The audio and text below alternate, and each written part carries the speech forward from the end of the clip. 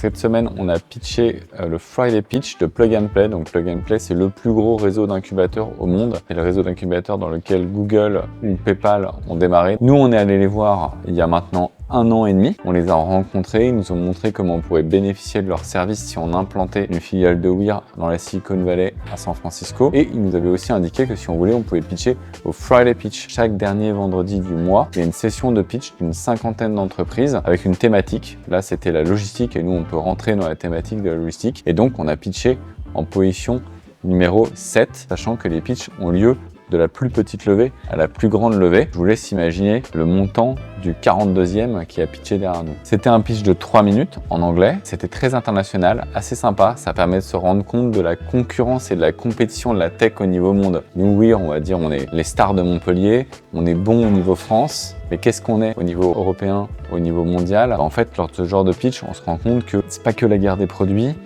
c'est vraiment la guerre des entreprises de tech pour aller chercher des fonds, pour aller chercher des clients. Moi, ça m'a fait une piqûre de rappel sur le niveau d'exigence attendu à l'international. Après, en termes de retombées, c'est un énorme truc. Concrètement, dès la fin de ma prise de parole de 3 minutes, j'ai reçu des mails de VC qui m'ont dit je viens de vous entendre pitcher à Plug and Play, je suis intéressé. Et donc, on a, je crois, 6 ou 7 VC. On pitch ensuite derrière dans une session de 30 minutes cette semaine et la semaine prochaine et qui rentrent dans le process finalement de série A. Et donc, on continue aussi notre phase de recrutement et de croissance chez Weir, en particulier croissance des équipes techniques. Et là, on va aller voir Paul et Quentin. Bonjour. Paul, tu fais partie de l'équipe Algo. Ouais. J'ai grandi à Toulouse, j'ai fait ma thèse à Paris. Là, je bosse dans l'équipe Algo pour Weir. Et alors, tes premières semaines chez Weir, t'en penses quoi? Faut s'adapter. Ouais.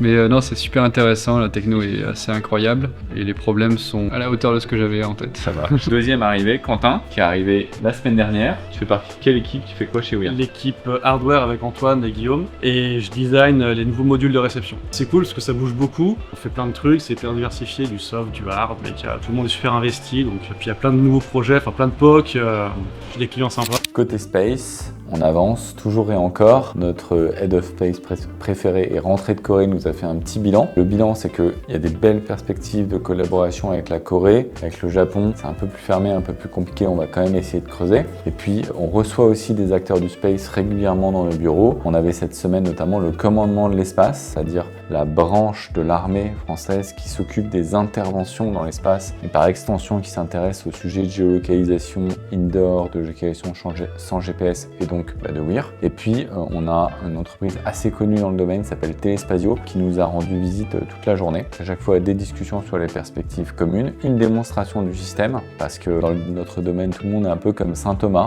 La géologue indoor, ça fait 20 ans que tout le monde en parle, ça fait 20 ans que personne ne sait le faire. Donc les gens ils croient pas forcément avant d'avoir vu le système et utiliser les capteurs et ils viennent ici, ils se baladent à l'intérieur et ils voient que c'est bien la première solution de géologue au monde qui fonctionne pour de vrai à travers les murs. Et puis plein d'autres visites dans les semaines à venir d'acteurs spatiaux qui vont intervenir sur nos programmes. Et nous on se retrouve la semaine prochaine, même jour, même heure, pour plus de news.